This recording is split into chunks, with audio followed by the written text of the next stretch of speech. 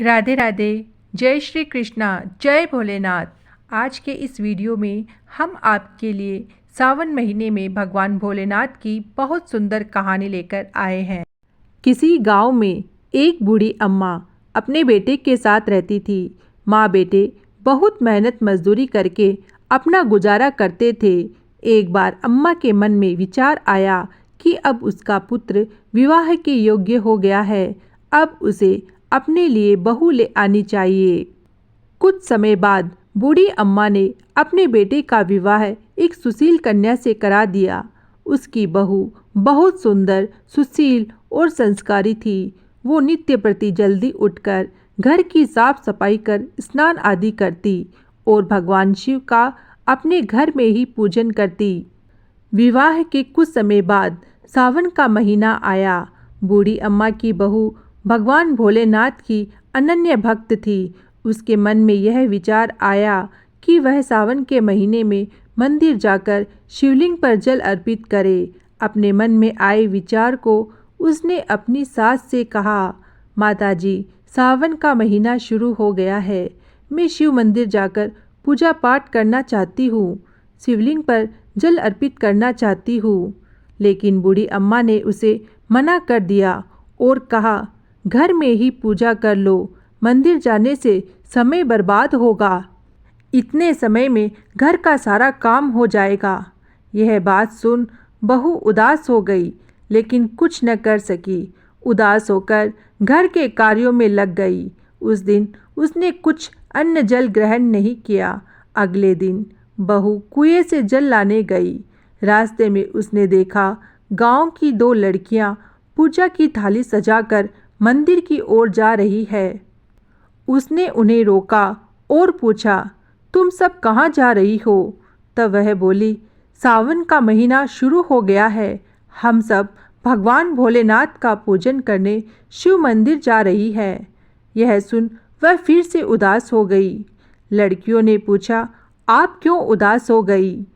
तो वह बोली, भगवान शिव मेरे आराध्य हैं, लेकिन मेरी सास ने मुझे मंदिर जाकर पूजा करने से मना कर दिया है।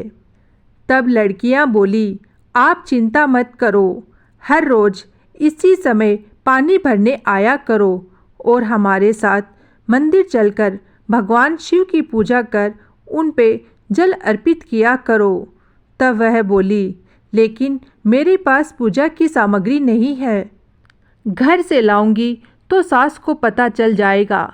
तब लड़कियां बोली, कोई बात नहीं, आप हमारी पूजा की सामग्री से पूजन कर लेना।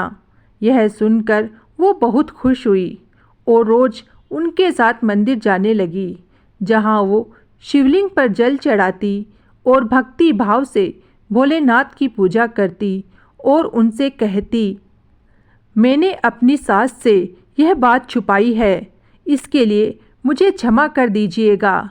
ऐसे ही पूरा सावन का महीना बीत गया।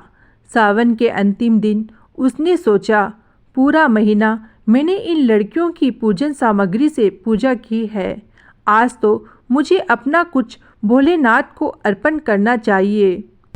ऐसा सोचकर उसने अपनी नाक से सोने की नथ उतारी और उसे धोकर शिवलिंग पर अर्पित कर दिया और पूजा कर घर आ गई। और घर आकर वो अपनी सास से नज़र छुपाकर इधर उधर घूम रही थी, क्योंकि वो जानती थी उसकी नाक में नथ ना देखकर उसकी सास जरूर पूछेगी कि नथ कहाँ गई। ऐसे ही दोपहर हो गई।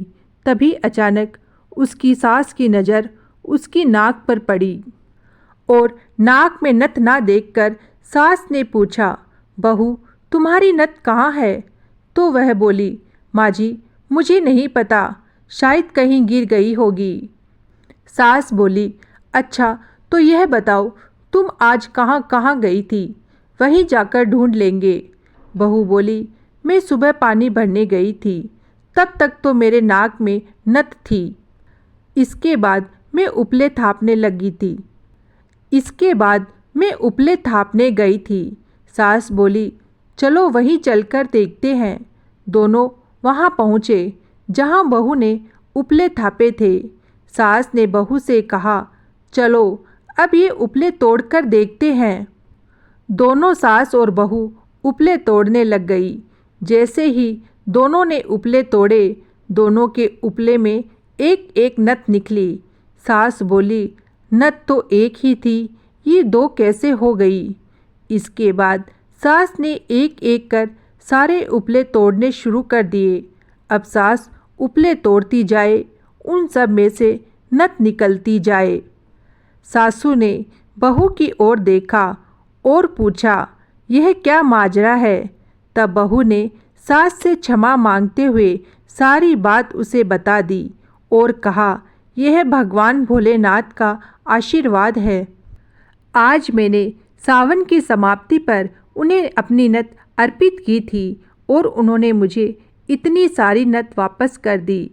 सास बहू की बात सुनकर बहुत खुश हुई और कहा, सावन माह में स्नान, जप, तप और दान का इतना महत्व है, तो अगले साल हम दोनों मिलकर शिवलिंग पर जल चढ़ाएंगे और पूजा पाठ करेंगे।